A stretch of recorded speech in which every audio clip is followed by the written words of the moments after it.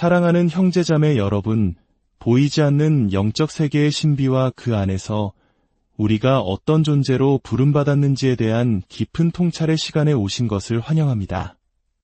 오늘 우리가 나눌 이야기가 여러분의 마음에 와닿는다면 이 은혜의 말씀을 주변에 나누는 것은 어둠 속에 빛의 씨앗을 심는 것과 같습니다.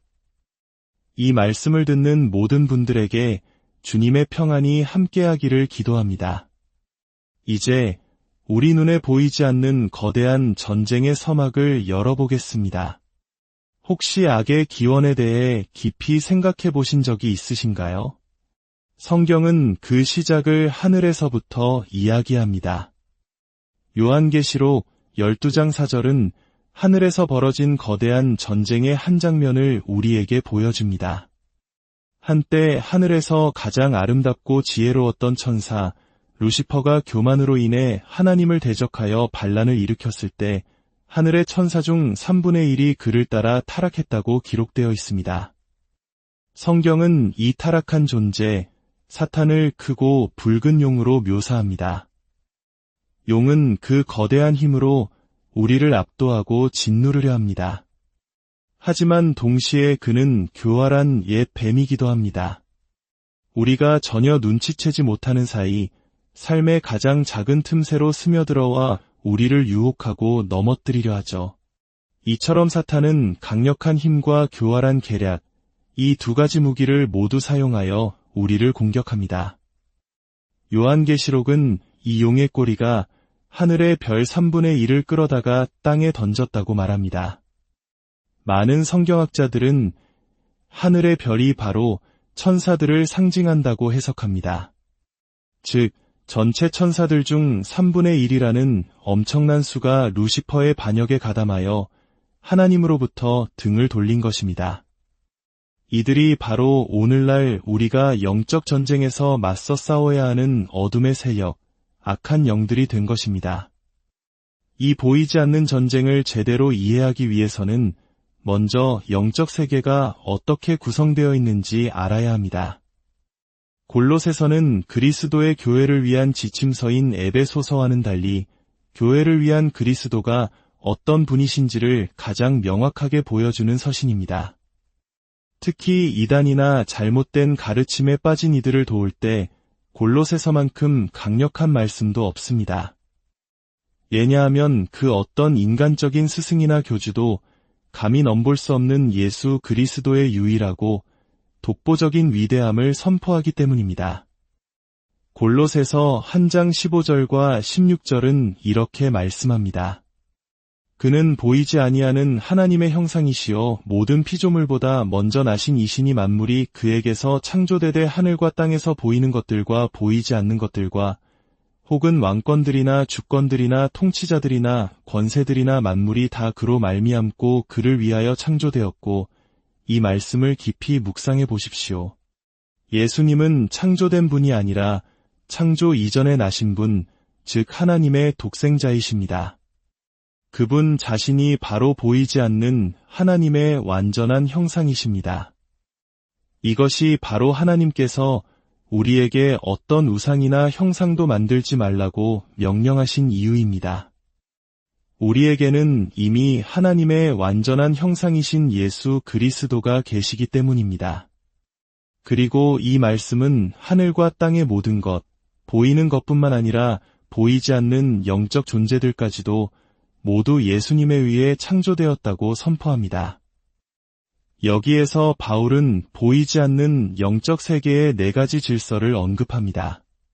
바로 왕권, 주권, 통치자, 그리고 권세입니다. 이는 각각의 영적 존재들이 가진 직분과 위치를 나타내는 것으로 볼 수 있습니다.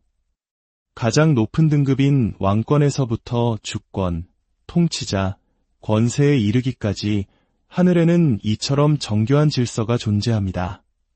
흥미로운 점은 에베소서 6장 12절에서 우리가 싸워야 할 대상을 언급할 때 이 4가지 질서 중 아래 2등급인 통치자들과 권세들을 지목한다는 것입니다. 이는 하늘에서 일어난 반역이 영적 세계의 최상위층이 아닌 그 아래 계급에서 시작되었음을 시사합니다. 즉, 왕권과 주권에 속한 천사들은 타락하지 않고 여전히 하나님께 충성을 다하고 있지만 우리는 여전히 통치자들과 권세들이라 불리는 타락했지만 매우 강력한 영적 존재들과 치열한 싸움을 벌이고 있는 것입니다. 이것이 바로 우리의 씨름, 우리의 영적 전쟁의 실체입니다. 이 영적 전쟁이 얼마나 실제적인지를 생생하게 보여주는 사건이 구약성경 다니엘서에 기록되어 있습니다. 다니엘 10장은 마치 한 편의 영화처럼 하나님의 보좌와 이 땅 사이의 중간 지점, 즉 사탄의 세력이 장악하고 있는 영적 영역에서 어떤 일이 벌어지는지를 우리 눈앞에 펼쳐 보여줍니다. 당시 다니엘은 자기 민족 이스라엘의 비참한 상황을 가슴 아파하며 무려 3주, 즉 21일 동안 슬퍼하며 기도에 전념했습니다. 나라를 잃고 포로로 잡혀온 동족의 고통을 자신의 고통으로 여기며 하나님 앞에 나아간 것입니다. 한 나라를 향한 이런 깊은 슬픔과 애통함은 아마 우리 한국인들에게도 매우 익숙한 감정일 것입니다. 다니엘은 이 기간 동안 좋은 음식을 멀리하고 고기와 포도주를 입에 대지 않았습니다. 이것이 바로 우리가 다니엘 금식이라고 부르는 것입니다. 모든 음식을 끊는 완전한 금식은 아니지만 자신이 즐기는 것들을 의지적으로 끊어내며 자신을 낮추고 오직 하나님께만 집중하는 자기 부인의 시간이었습니다. 그렇게 21일이 지난 후 다니엘이 티그리스 강가에 서 있을 때 그의 눈앞에 한 놀라운 존재가 나타납니다. 세마포 옷을 입고 허리에는 순금띠를 띄었으며 그의 몸은 황옥 같고 얼굴은 번갯빛 같으며 눈은 햇불 같고 팔과 발은 빛나는 녹과 같은 실로 장엄하고 두려운 모습의 천사였습니다. 그 광경이 얼마나 압도적이었는지 다니엘과 함께 있던 사람들은 그 형상을 보지 못했음에도 불구하고 큰 두려움에 떨며 도망쳐 숨어버렸습니다. 성경에서 사람이 천사를 마주했을 때 경외감과 함께 극심한 두려움을 느끼는 것은 매우 자연스러운 반응입니다. 다니엘 역시 온몸에 힘이 빠져나가는 것을 느끼며 얼굴을 땅에 대고 깊은 잠에 빠진 것처럼 쓰러지고 말았습니다. 인간이 설 수 있는 가장 낮은 자세로 엎드린 것입니다. 바로 그때 한 손이 다니엘을 어루만지며 그를 일으킵니다. 그리고 천사는 놀라운 말을 전합니다. 다니엘아, 두려워하지 말라. 내가 깨달으려 하여 내 하나님 앞에 스스로 겸비하게 하기로 결심하던 첫날부터 내 말이 응답받았으므로 내가 내 말로 말미암아 왔느니라 생각해 보십시오. 다니엘의 기도는 첫날부터 응답되었습니다. 하나님께서는 그의 기도를 들으시고 즉시 천사를 보내셨습니다. 그런데 왜 천사는 21일이나 지나서야 도착할 수 있었을까요? 천사는 그 이유를 이렇게 설명합니다. 그런데 바사 왕국의 군주가 21일 동안 나를 막았으므로. 여기서 바사 왕국의 군주는 페르시아 제국의 인간왕을 의미하는 것이 아닙니다. 이는 페르시아 지역을 관장하도록 사탄에게 임무를 부여받은 강력한 악한 영, 즉 영적 통치자를 의미합니다. 하나님의 응답을 가지고 오던 천사가 무려 21일 동안 이 어둠의 세력과 치열한 영적 전투를 벌여야 했던 것입니다. 다니엘의 이야기는 우리에게 분명한 진리를 가르쳐줍니다. 우리가 땅에서 기도할 때 하늘에서는 보이지 않는 영적 전쟁이 일어난다는 사실입니다. 우리의 기도는 결코 허공에 흩어지는 외침이 아니라 하늘의 군대를 움직이는 강력한 신호탄과 같습니다. 다니엘이 21일 동안 포기하지 않고 기도했기에 천사는 결국 영적 전투에서 승리하여 하나님의 메시지를 전달할 수 있었습니다. 그렇다면 오늘날 이 시대를 살아가는 우리는 이 영적 전쟁에서 무엇으로 싸워야 할까요? 다니엘의 삶은 그 해답이 바로 기도와 금식을 통한 자기 부인에 있음을 보여줍니다. 안타깝게도 오늘날 많은 그리스도인의 삶 속에서 자기 부인이라는 단어는 점점 희미해져 가고 있습니다. 그러나 예수님께서는 분명히 말씀하셨습니다. 누구든지 나를 따라오려거든 자기를 부인하고 자기 십자가를 지고 나를 따를 것이니라. 주님을 따르는 길의 첫걸음은 바로 나 자신을 내려놓는 것입니다. 금식은 바로 이 자기 부인의 가장 강력한 훈련 중 하나입니다. 예수님께서는 공생애를 시작하시기 전 40일 동안 광야에서 금식하며 기도하셨습니다. 성경은 예수님께서 세례를 받으시고 성령이 충만한 상태로 광야에 가셨다고 기록합니다. 그리고 40일의 금식이 끝난 후에는 성령의 능력으로 돌아오셨다고 말합니다.